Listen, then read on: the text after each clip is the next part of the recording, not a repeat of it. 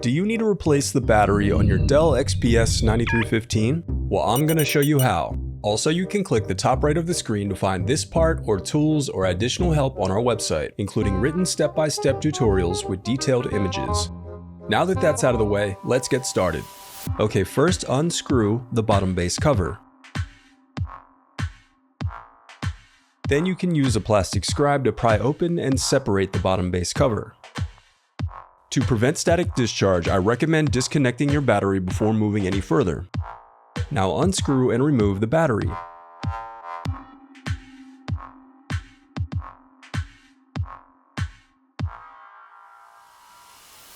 The reassembly of your laptop is as simple as following your steps in reverse.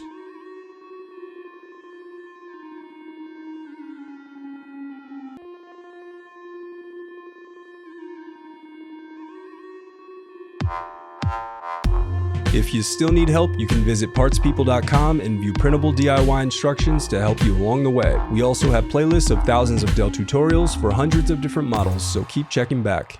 Thanks for watching.